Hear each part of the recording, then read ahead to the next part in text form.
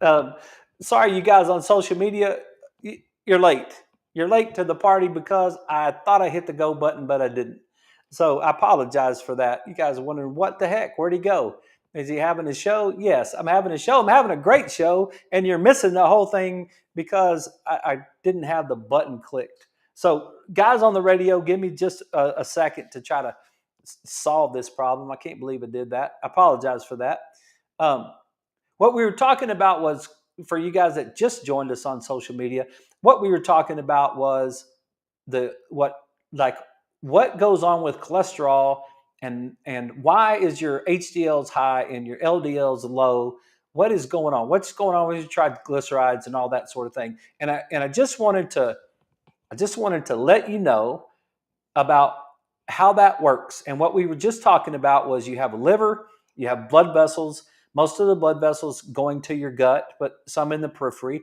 And whenever you knock a hole in a blood vessel, your body's going to use cholesterol to patch the hole. And if you have a lot of holes in your blood vessels, you're going to have a lot of cholesterol. Does that make sense? Does that make sense to you guys out there? I hope it does. If if you've got, I mean, it just makes sense, right? If you've got a lot of holes, you're going to need a lot of patch. So the liver's got to say, hey, dude, we got to make more cholesterol. We got to get this thing going because we got to patch up all these holes. So what am I going to get? I'm going to get those high triglycerides. I'm going to get that high total cholesterol because it's a lot of damage that I got to control. And then what is HDL's job? HDL's job is to go out there and bring back to the liver any excess patch, any excess cholesterol that's in the blood. HDL says, go back there and get it and bring it back. And so if you've got a lot of cholesterol and that's out there in your bloodstream and out there in your blood vessel, and there's a bunch of it out there, you don't need very many HDLs to go out to bring it back because it's so easy. It's so easy to find. You can send very small amounts of HDLs out into your bloodstream so that they'll bring that cholesterol back to the liver. So what do you get? You get high triglycerides. You get low HDLs. That is a sign. That's a sign, according to Robert Lustig, MD, that you guys have known I've talked about a bunch of times. That's a sign right there that you're putting a lot of damage to your system. You're knocking a lot of holes in your blood vessels. That's what that means. High triglycerides, low HDLs means that you're not in good shape. And plus, it means that these LDLs are very small, dense LDLs. And that causes trouble right there. Now let's just reverse that. Let's just say we're not knocking any holes in our blood vessels, or almost none. We're almost not knocking any holes in our blood vessels at all. Okay, well, if I don't have any holes in my blood vessels, then how much cholesterol do I need? I don't need much at all. I don't have to have any cholesterol because I don't have very many holes to patch up. So what's going to happen? My triglycerides are going to go down. My total cholesterol is going to go down. But then I have to try to get any extra cholesterol that's out there in my system back to my liver. I got to go on, send out a search party. You ever seen like a search party looking for somebody that's lost? Like a little kid gets lost in the woods or something like that, and they send out a search party, and there's like people lined up all the way across, 5 yards apart from each other, and they're walking all the way up and down these fields and in the trees and all this stuff, trying to find some little kid because that little kid is lost. If a little kid is lost, we'll have all kinds of people show up to try to find that little kid, right? Hundreds of volunteers sometimes will show up to try to go find that one little kid that's lost out there in the wilderness. Well, that's kind of what happens with our liver. Our liver's like, dude, you got to get more and more of those HDLs out there in the bloodstream to try to bring back. You got to search, go through all the vessels, go through the entire body, do all of that work, get out there and find any extra cholesterol and bring it back here, because I don't want to be wasting any of that stuff. So what's going to happen? Your HDLs are going to go up. You're going to have low triglycerides and you're going to have high HDLs. And that means that you're not knocking holes in your blood vessels. So the question, it just begs the question, what causes us to knock holes in our blood vessels? Sugar. I know. I know you were sort of just like, Jason, you're such a buzzkill, right? Refined carbohydrates, sugars. That's the main culprit. And so that's what knocks all the holes in the blood vessel. Okay, so in my blood work, what I shared with you last night, just to share it with you, what does it say? My triglycerides are 40, and the target is less than 150. The total cholesterol is 171. The HDL cholesterol is 64, and it has to be over 40. So anything over 60 is somewhat protective for men. So the LDL cholesterol is really irrelevant at this point. The total cholesterol and the LDL cholesterol is irrelevant, because what is that? That means that I have large, buoyant,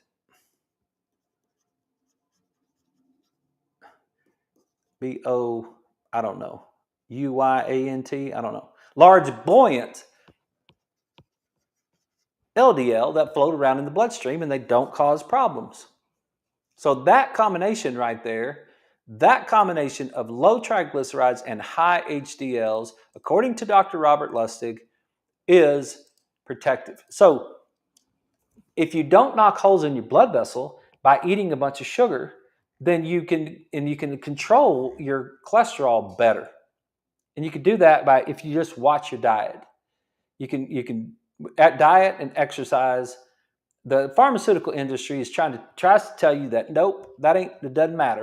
It doesn't matter if it's diet or exercise, because it's your genetics, and if it's your genetics, there's nothing you can do about it, and you better take a statin. And so we've done this before, and we've looked at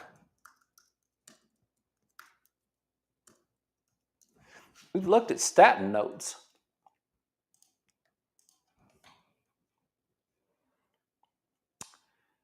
And let me see. There they are. These are Dr. Murphy's statin notes, and I'll share them with you. So you guys that are on TV or on the radio, you can watch this at the Walk by Faith Facebook page.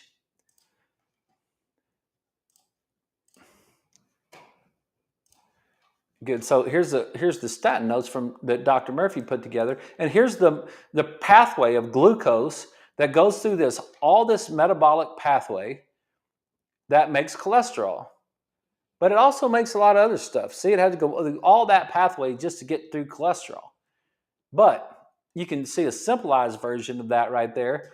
There's one step, goes through 3 steps, then it goes through to step 4, then it goes through to step 11, and it goes through to step 32, and you get cholesterol. But inhibited by statin drugs is between step 3 and step 4.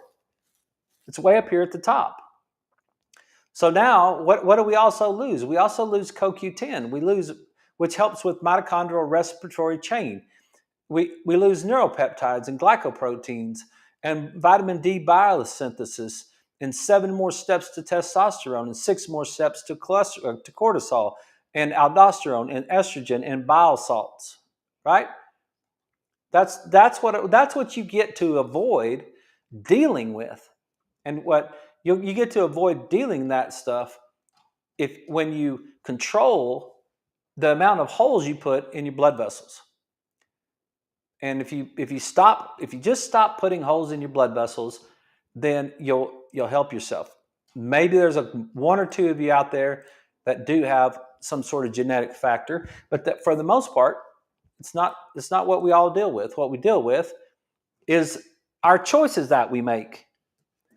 And so you can do it. I just encourage you to do it. I encourage you, if you want to get some of this under control, then that's what I just wanted to share it with. That's why I'm sharing it with you. It's black and white right there. 40 triglycerides, 64 HDLs, total cholesterol 171. That's the way it works, right? Okay, enough about that.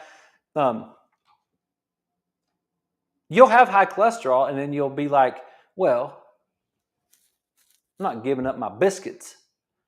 Okay, well, deal with it. I really think it's cool too. I mean, I really think this. Either be well. And if you're not going to be well, play the game in the pharmaceutical realm. I think it's your best option.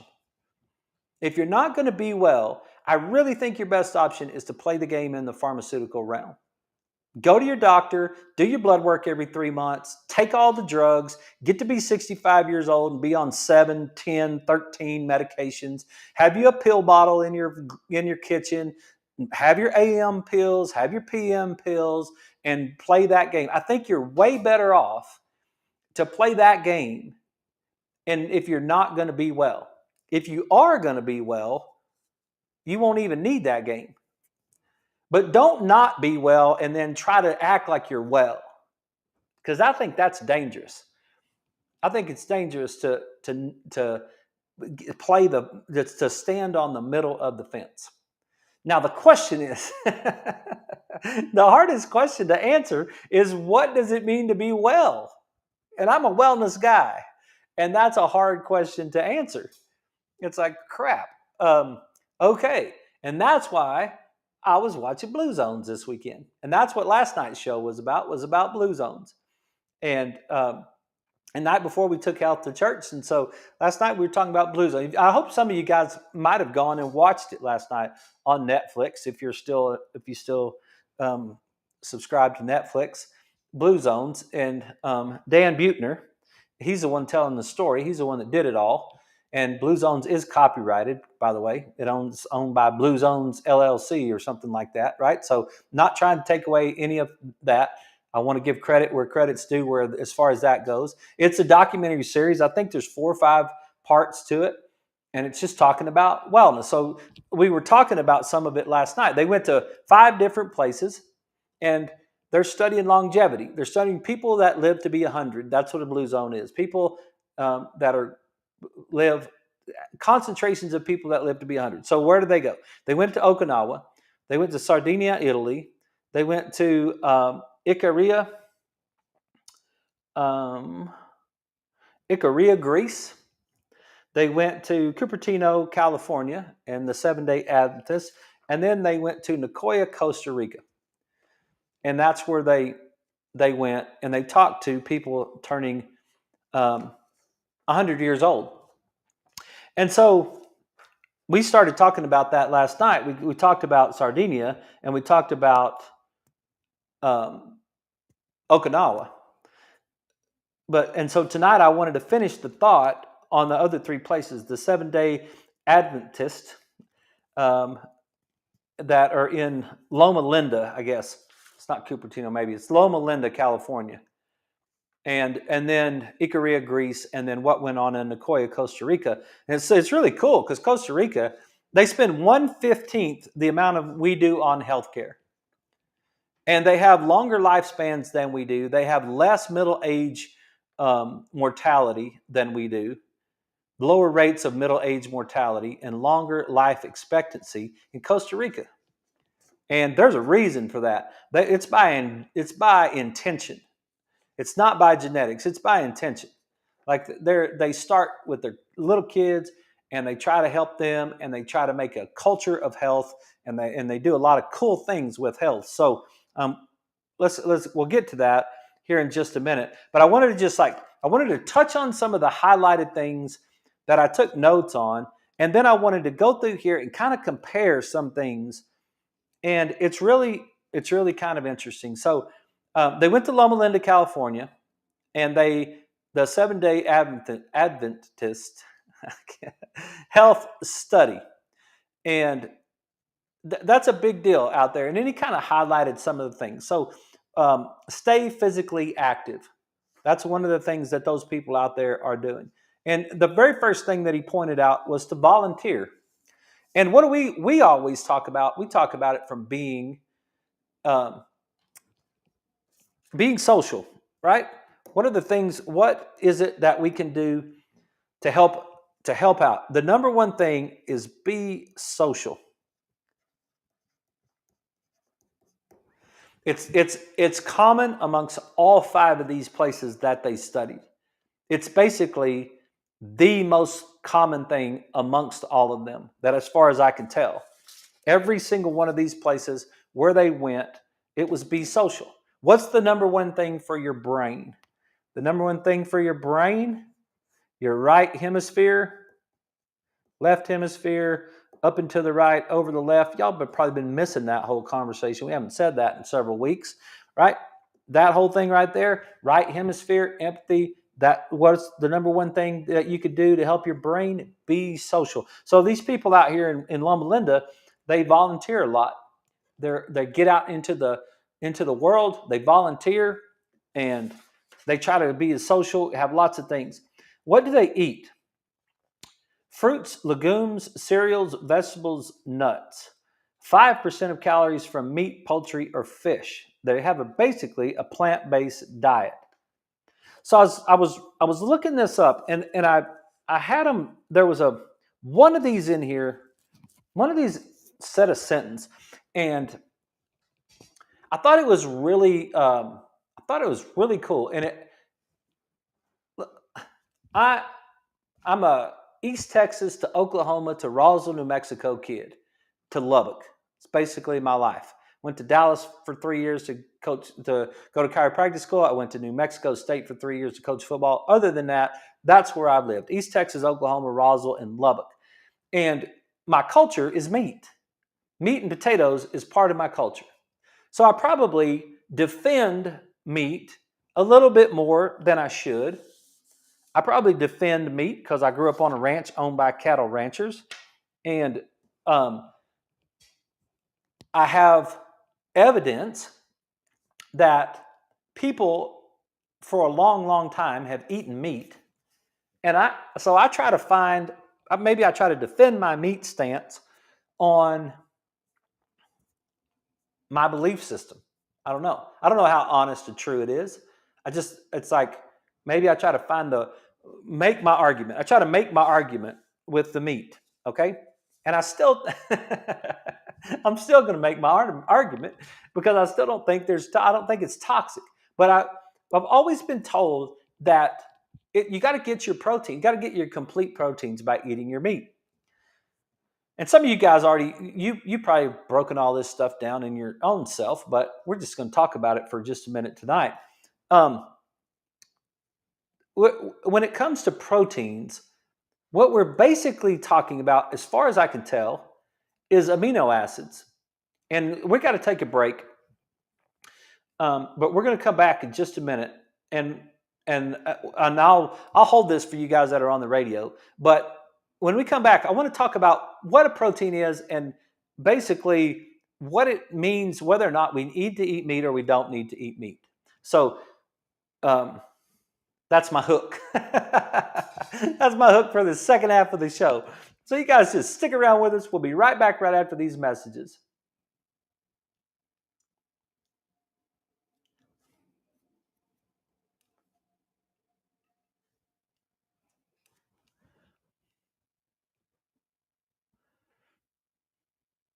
See, how'd you like that? I kind of did that. I just set it up with suspense. Now, all those people on the radio they're just stuck in suspense, wondering what are we going to say about meat when we get back? Just kidding. I'm sure they're not going to be that held in suspense. What you try to do is you look at it and you try to say, wait a minute, there's some studies that say meat are bad for you, and I don't want to buy into that because I love eating meat. So I'll start looking for the studies that support it, right? And so I think you can find both ways. But one thing I don't think you find out there is grass-fed meat. I don't think they're looking at that. I don't think the studies look at that. So a lot of the studies that I look at, just people that eat meat, are not talking about grass-fed animals. They're talking about omega-6 animals, and that change the physiology of the body and the biochemistry of the body and create the inflammation inside the body. And I think that tends to be a thing. But what I've learned from, like, what I've really learned watching this Blue Zone thing and watching these people eat around the world that live a long time, most of them really eat low levels of meat. Um, they eat a lot of vegetables. They eat a lot of fruit. They even eat bread. The Nicaraguans, I mean the Costa Ricans in Nicoya, those people, they grind their own corn, and then they grind it down and they make their tortillas from it. But they're cooking it right there, and they control the ingredients in there. And it takes calories to make the tortilla. It doesn't take calories to make the tortilla in America. It just takes a trip to the grocery store and buy the tortillas. And then you buy them in a big old bag, and then you put them in your refrigerator or your cabinet or wherever you keep tortillas. And then the next time you want to eat tortillas, you just go to the cabinet, go to your pantry and eat tortillas. There's no calories involved. But in Costa Rica, the next time they want to eat tortillas, they got to grind that corn and go through that whole process again. He even made a point watching that lady grind that corn, because it's on one of those old, stones. Looks like it could have been from 1,000 years ago or something like that. And it looks like, grinding that corn, there actually is the calories being burned. And these people had muscles. That's one thing that's common amongst all of it, is muscles. All those old people in Okinawa, Greece, all of them, they had muscles. Okay? Let me get us back on the show. Okay, everybody, we're back. This is Life with Jason Clemmons, DC. I held you guys in suspense because you were wanting to know about meat and vegetables. But what we were talking about is protein. And I think this is based on my own stuff. So, and I understand that there's a whole planet full of knowledge out there. But sometimes I have time to go get all that knowledge and line it all up and put it in a PowerPoint and present it to you. And sometimes I don't. And if you're a genius or you're a nutritionist and you're watching the show and you think, man, this boy's dumb, that's fair. Like, I don't care. It's not really, you're not really it's not really my target. My target is the normal folks trying to live a normal life, trying to figure out how to do things on a normal basis and what are they supposed to live and what are we supposed to do, right? That's really what my target is on this show. And I consider myself to be one of those normal people. I'm just a guy trying to live, raise a family, be a husband, be a dad, be a son, be a chiropractor, make a living, change the world, all that stuff. And sometimes I don't read every single book that's out there. So if someone out there has already answered this question, which I'm sure they already have, I just don't know the answer to it yet. But my point out, what I'm trying to say is this. There are amino acids are what make up proteins. I even have it for you. I have a picture of these 20 common amino acids. Okay? And they're things that you've heard of before. Alanine, glycine, isoleucine, leucine, proline, valine, phenylalanine, tryptophan, tyrosine, aspartic acid, glutamic acid, arginine, histidine, lysine, serine, threonine, cysteine, methionine, asparagine, and I think that's glutamine. So these are the 20 amino acids that we use to make proteins as human beings. Okay, we're making proteins, and there are 20,000. I wrote this down today. There are 20,000. I don't know where I wrote it down.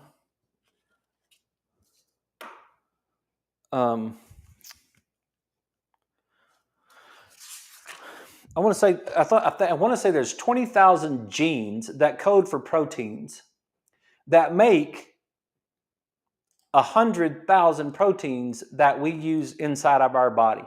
Now think about that for a minute. There's 20,000 genes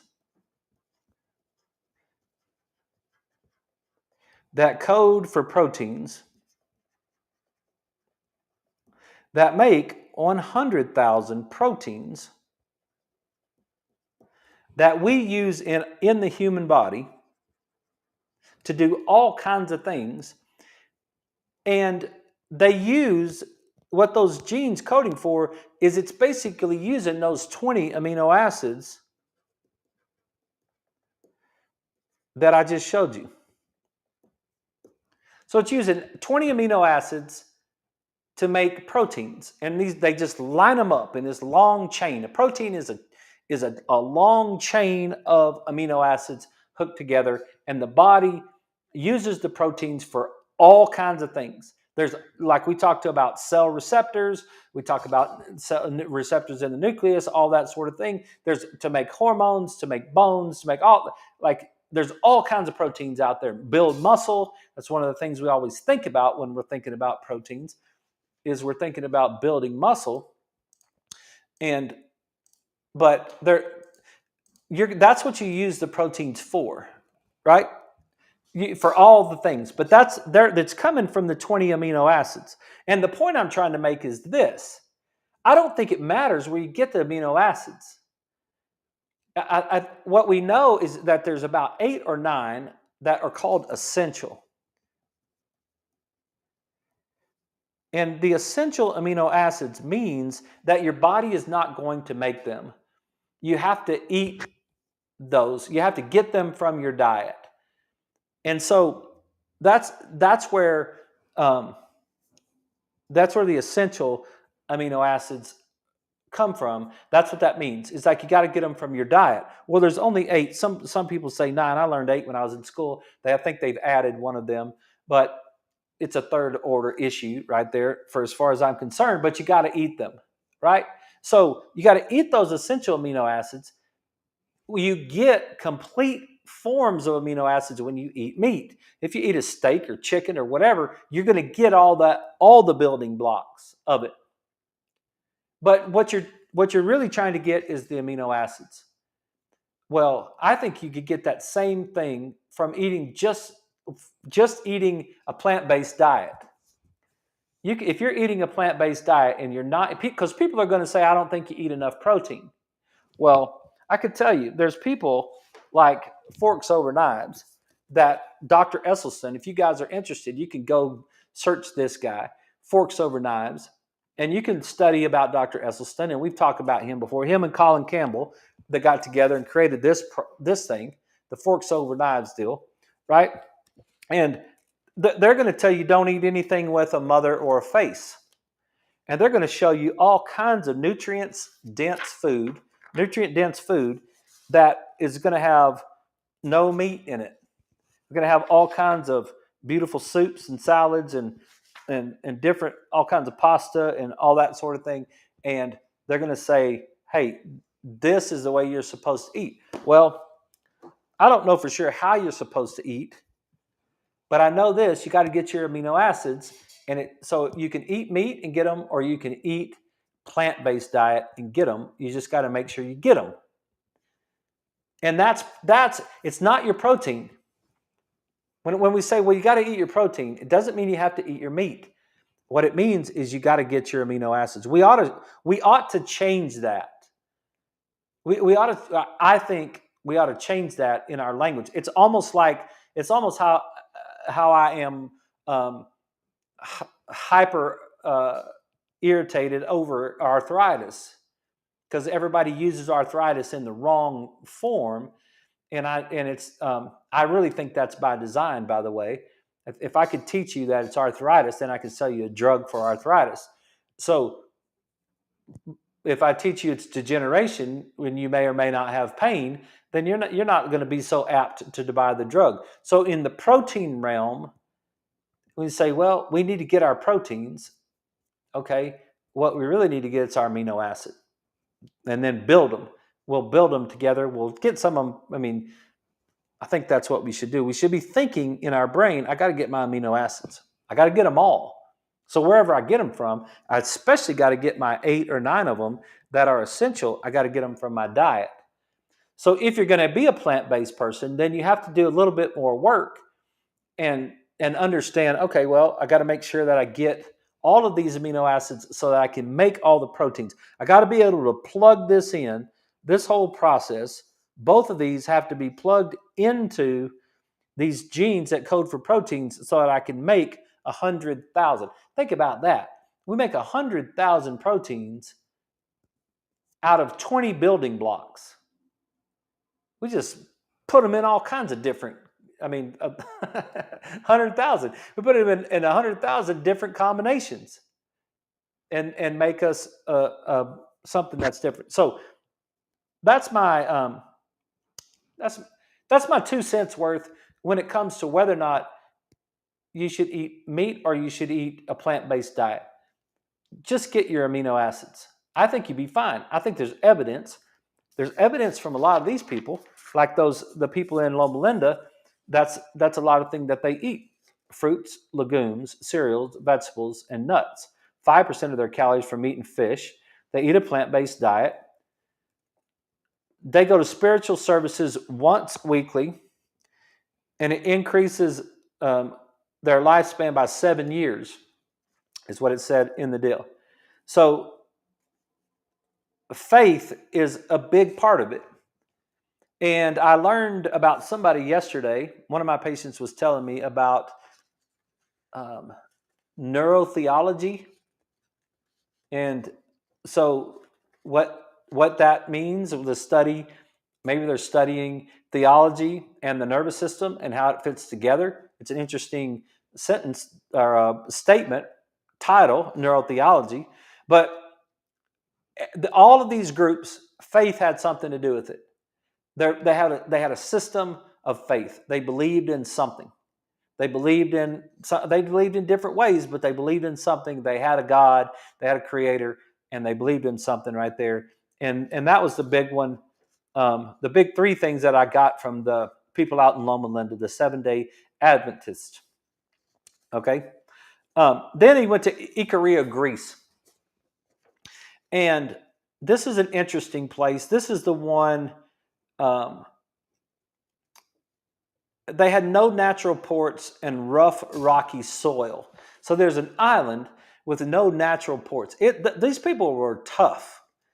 That was a thing I got from them. Is like, man, they had to learn to survive on their own because they didn't get a lot of help from the outside. So they had to learn to survive on their own. So one of the things that these guys did is they had a lot of herbal teas. They used a lot of herbs and a lot of herbal teas, and they had a lot of bees, and they had local honey.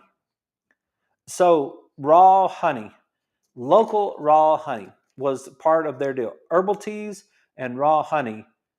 And they talked about it being, not going in and pasteurizing all that honey or whatever, heating it up and turning it into sugar and all the things that happen to if you really work honey. Now I know there's probably some issues with that, but that you have to deal with. But the honey itself was raw. Again, number 3, partnership. Having fellowship with someone, being social with people was part of that one right there. Number 4 is, I hate to say it out loud, but it's wine. And really, I want to, because I'm not an alcohol guy. My studies say that that's not a great idea, even though it keeps showing up on these longevity people. But the wine was related to the social life. The wine wasn't related to the de-stressing. I hear people say, well, if I have a couple glasses of wine, it kind of knocks the edge off of the day and it kind of de-stresses me at the end of the day. These people did not present this idea that way. They were not trying to run away from stress with alcohol. They weren't using alcohol as an anxiety medication. They made it very clear They made it very clear that they stress was low. You remember what we talked about, the lady from Okinawa? She's like, don't be angry and have fun, right? Well, same thing in all these groups is to have fun. And so I think maybe the wine has to do with the social life and the enjoyment of the social life more than the escape from the stress. That's I haven't spent a lot of time breaking that down and thinking about that, but maybe there's the combination. If you're drinking because you're so stressed out that you hate your life and you hate your job and you hate all this stuff and you're firing your cortisol and your sympathetic nervous system and all that sort of thing, then and then you got to have a glass of wine so that you can knock the edge off, I don't think the wine's good for you. I think it's not going to solve your problem.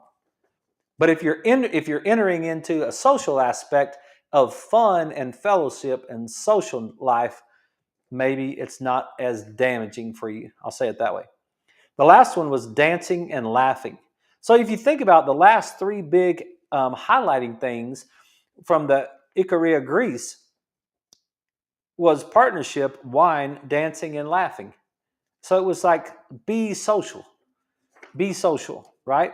The be social, and then number two is get on your feet. I always say walk, but I would be just fine if you wanted to dance. And I'm being forced by choice to watch that disgusting show called Dancing with the Stars at my house. I told Leslie last night, that's garbage, that show right there. But it seems to be popular at my house right now. We got a Texas Tech Red Raider on that show, and we got to watch and vote. So Danny Amendola is on that show right now, and for some reason that's popular at my house. But dancing would go along with walk and dance. Get on your feet. Get on your feet, drive your brain. Get on your feet and drive your brain, right? Okay, that's Ikaria. So now let's get to Costa Rica, because there was a couple things that really stood out to me about Costa Rica. This is a Nicoya, Costa Rica, and there really was they have 3.5 times the global average of 100-year-olds. They have 3.5 times the global average of 100-year-olds, and I thought, wow. And they've done a lot of study on that. Because of that, they've done a lot of study on these people, and they have their biological age by actually studying telomeres, and telomeres are the end caps of the DNA. And every time that your cell divides, then the telomere shortens a little bit. And so there's some theory that if your telomeres finally get frayed, I always think of telomeres as like the little piece of plastic on the end of your shoestring. That little piece of plastic on the end of your shoestring that helps you lace up your shoes. As your shoes wear out, that little piece of plastic tends to get worn off of there, and then that whole shoestring starts to come unfrayed. That's the way I think of telomeres when it comes to your DNA. So every time you challenge that cell and you have to divide, and that cell has a number of cell divisions before it's like, nope, we're just going to have to kill itself off because the telomeres get short, then the less times you have to divide the cell, the longer that cell is going to live. So the theory is if I can not cause any telomere damage, then I will live longer.